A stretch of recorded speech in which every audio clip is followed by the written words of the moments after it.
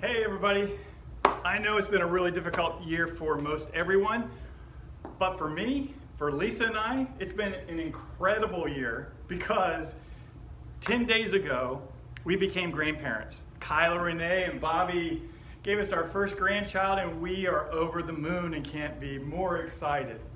And today, they've asked us to come over to their home and do their first family portrait. And she wants a light and airy kind of look. And I didn't know exactly what she meant. She sent me a few images and I thought, oh my gosh, this is not something that we normally do. Ours is a little bit more in the mid-tones and a little bit more darker and environmental kind of look, but she wants to do it in her home. They really did a very cool job putting Evie Rose, her nursery together. So we're real excited to be doing some images in there. Really excited to be doing some images inside the house. There's a little bit of a challenge to do light and airy. So what I'm gonna do is I'm gonna put these brand new Godox lights to work and we're gonna try to bring up the volume in the house, but yet utilize all that available light coming in and try to make it look really natural. Like it's all natural light, and we're gonna do it with these new Godoxes that I brought.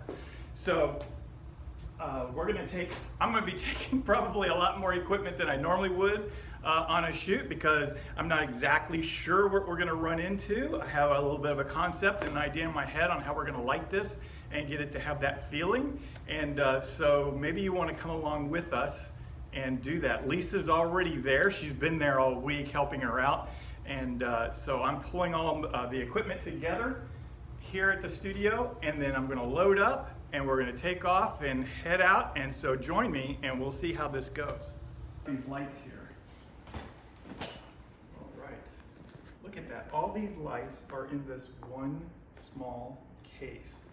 So these are some of the attachments for V1. And so I have that. We're gonna possibly use this V1 maybe to fill in some little nook and little nook areas. I'm thinking that if there's a little dark area spot, we'll be able to put a dome on here and pop that up and take a look. So let's see.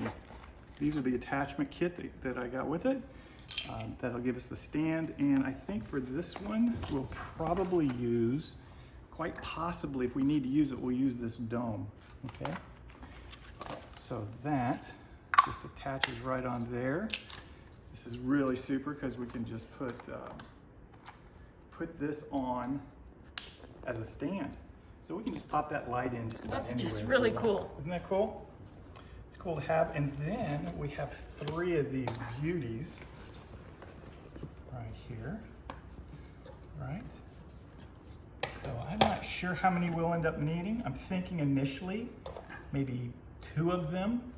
Maybe the 3rd one. We'll have to take a look and see if we end up needing the 3rd one. If we do, it's to boost a lot of light through the window and make this over, because the windows are just a little dark with all the foliage around, so we might end up needing that. But my initial thought is having one big, huge fill in the room to fill up the room, and then this light will be one to kind of chisel us just a little, maybe a 2-to-1 ratio shadow, so it's not so flat lit. All right, so that's what we're going to do. So Greg, does that case come with those? No, this is an old case I had laying around, and it's just pulled it out, repurposed it, put the lights in. It's just an old camera case I have. It's a Jack bag. Oh, that's cool. Like Jack and Jill. This is the transmitter, so we're going to use that as well. It'll control these lights. So this is the first outing that we've had with it. This will be a good test case too. So we'll be doing that. All right.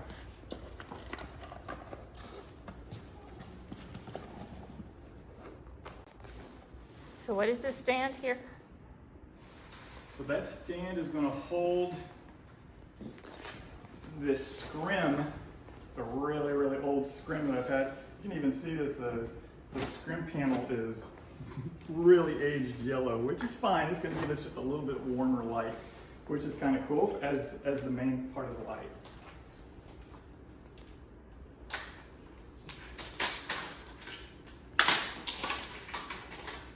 from PhotoFlex. I'm not even sure if they still offer it, but I'm sure Manfrotto or something like that still would offer these panels. Different companies have them. Light panels. They're easy to travel, easy to put together.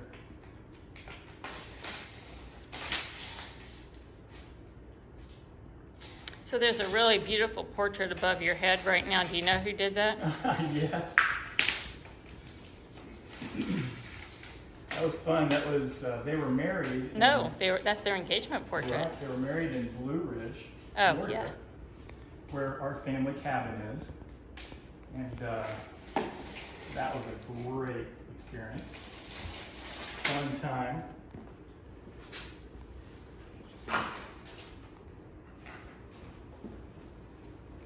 Gosh, that was 10 years ago that portrait was done.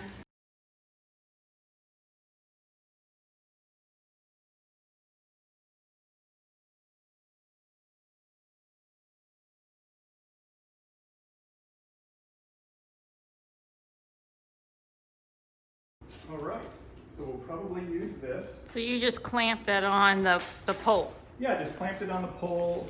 This particular stand is really not the best stand in the world for it. It's not incredibly stable, but we're not going to be dealing with any wind or anything, so I think we're going to be fine with that particular stand. But it is really, if this gets out of control, we can just hook all of this to actually the camera case in that roller bag if we need to, if it starts to get out of control. But I think we're going to be okay with it.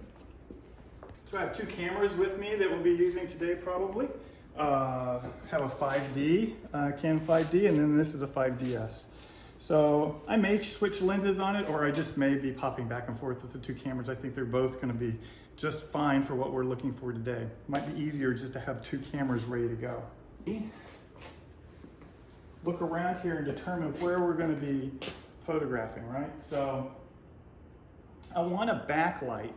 So I want to backlight this and then to bring up the volume, right, with the fill, and then use this big scrim with a light behind it. That's a bare bulb as well. That will be blowing light up, out, and then through, right? So we're going to get just a fill area of light. So we're going to get that scrim a little closer to them.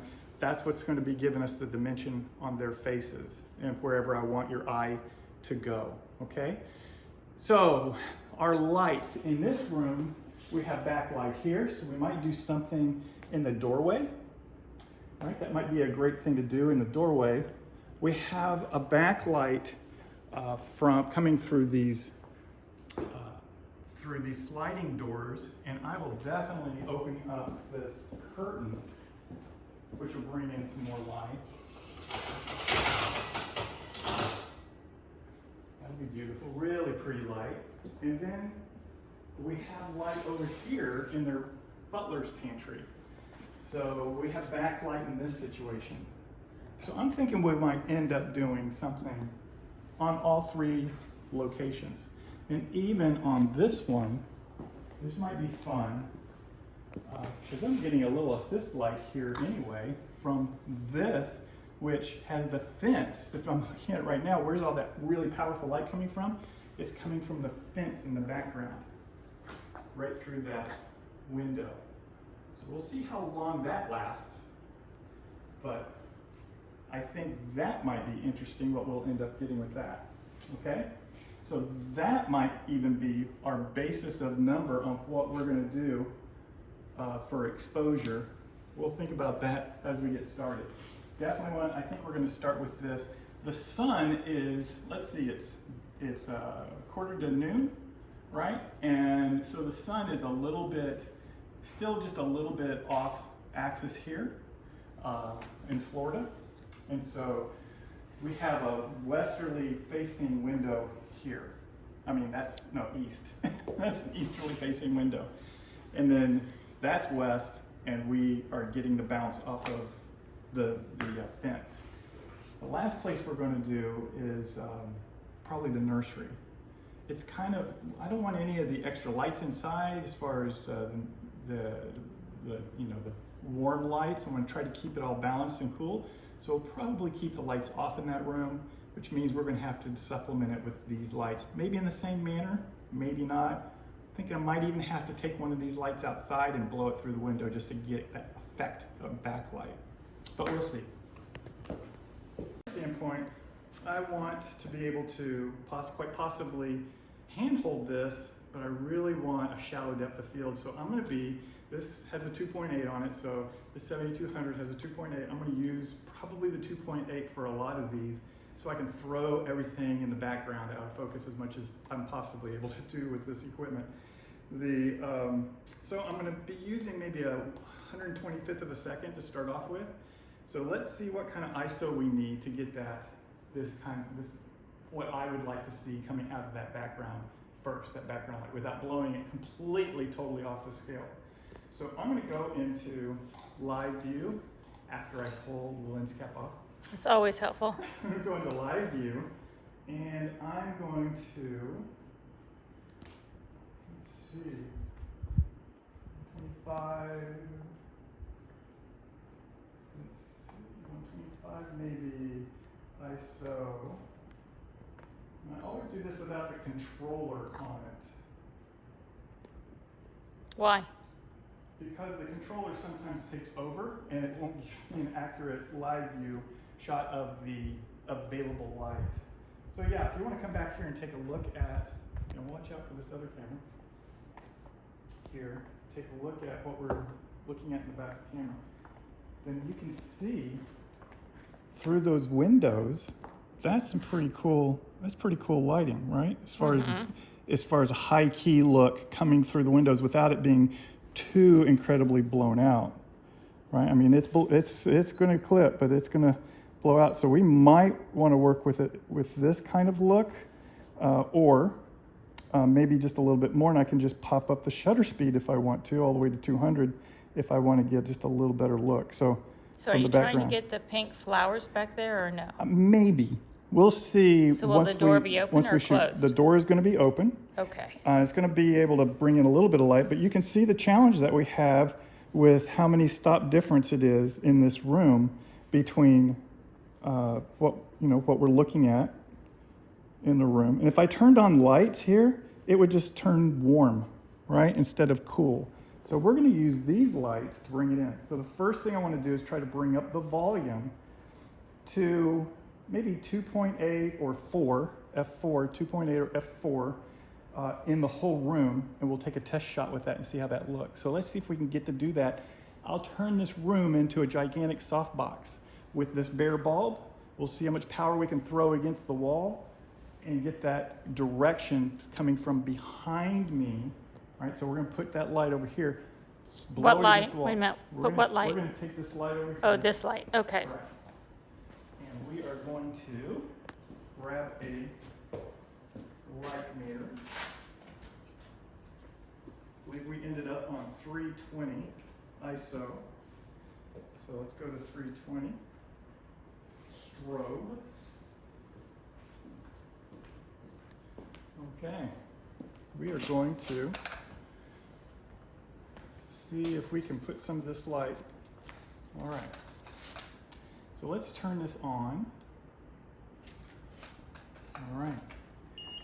Let's see if we can get this into. All right. Let's see if we can get this into manual mode, which it is in manual mode. Let's turn on the controller here. All right. So we're going to have two different channels. So Bring the controller up a little higher so we can see the two together. There you go. So we need our channels to match, right? And then we need to be, okay, so this one's on B. This one's on B. So I should be able to push this button here, which gets us on the B channel, and I should be able to now change the settings on it. So there we go, 64, 32. So I'm going to take this on up to, I don't know, maybe an 8, maybe a quarter power. Let's see what we end up with from a lighting standpoint. Might even need to take it up a little bit more.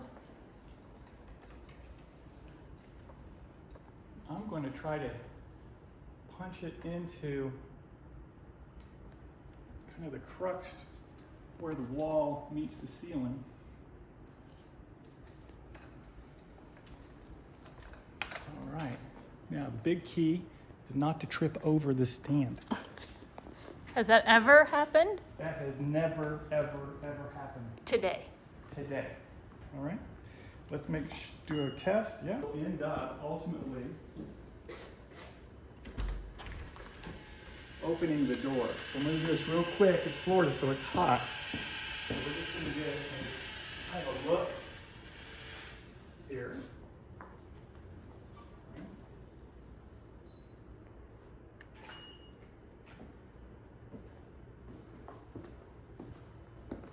Yeah, much better. After you close the door, can we take Yeah. a look at what you got? Yeah.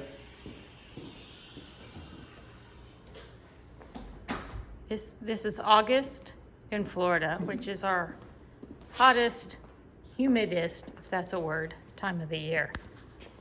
Okay, so we'll see how that looks for our base, you know, our overall. And then see that little dark area over here in this on this side? I think we're gonna fill that up with this V1. So we'll go 1/16 of a second, 1/16 power. And I think that might be enough on a stand with this bulb to light up this room. Let's check it out and see if we can find a spot. I think the best spot in here to light this room up, our subject's going to be right over here. I don't want this hitting them. So I'm thinking right here. I want it up a little bit, and the stroller will actually go this light. So it's like a go-between between them and the light. If I put it right here, I think we should be okay. I don't think that is going to. I can't see it, so that means they can't see it, so it won't hit me. All right, so we'll set that up that way. All right, and we'll see if it'll light the room up, okay? So let's grab the camera. Let's give it a fire and take a look what it does to the room. So I'm just You want me to look this way? Okay. I'm just gonna point over in this direction. Do that one more time, hon. I missed it. You won't be able to see it from that. Okay. But here, you can see it here. See, so we just lit the room up, Ah. right? So how much of that's going to show? Do we So need I to don't- move some things? I don't know that we need to move some things because I'm going to be back here. You just needed it Just need to it not be a lit. dark hole. Right. I need it just not to be a dark hole, or that it's adding too much shadow, subtracting too much light in that dark hole back there. So let's take a look at the main light. So the main light, we're going to use this. So this basically is our box, right? So this is our box, and I'm hitting the light against the wall. I have it on a 16th. I think that's a great starting point for here. Well, as soon as the subjects come out, as soon as the kids come out and we start firing, I might adjust it one way or the other just to get the ratio the way I like it. But I think we're getting a pretty soft light. So it's just hitting again, bare bulb again, hitting against the wall, coming through this scrim. So this scrim is just buffering it so I don't get any kind of harsh shadow transitions, right? From a highlight to shadow transition. Without this, I would end up getting these lines. So this is just a big, soft, almost like a window. And so I just need the section of it to cover them, really, and then let everything else fall as it will. So let's just take a look at what we're doing. Everything's gonna be just a little less or a little under, maybe a half a stop under exposed, just a touch. And then we'll crank it up just a little bit and correct those highlights in Photoshop, okay? So I'm gonna take a look. So why are you doing it underexposed? Just because if we overexpose the highlights, I don't mind so much the highlights in the background getting blown out, but I don't want them too blown out, right? I want to not blow out any highlight on the individuals, Oh, right? I okay. still want that beautiful transition of light, but I can bring up those not too far. I don't want to have to go, a couple of stops, because then we start the image and the file starts deteriorating. And I want to keep the ISO down low enough so the image file doesn't deteriorate, right? So I just really am balancing indoor light with outdoor light, bringing this volume up inside, getting myself a little bit of an edge light, or a chiseling light, where we can chisel the structure in so it's not just flat, right? So we're gonna work with that. I think right now, I've got it built where we can do a lot of things right there in that doorway. We could do a whole series of images, and then we'll tear that down a little bit, actually move it around, and then we'll just move it to a different location, same principle, okay? So I'm just gonna take a picture of this. Maybe you just go over there and stand and look back at me. And we'll just get an idea if we are in the ballpark, all the way to the door. Because we will eventually open that door up.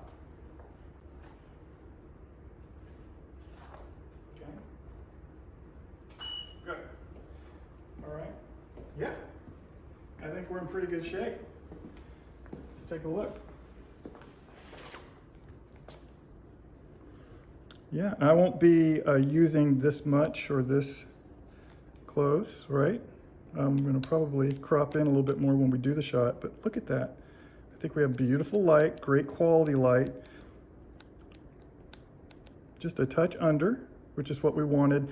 Because when we bring her up, when we bring her value up on her skin tone, everything else is going to come up, and it's going to be even brighter and lighter and airier like she wanted. And I still will have detail in her whites and details in the blacks. So I think we're set for success. We'll find out. We have a variable. Evie Rose is our variable. We'll see how this works.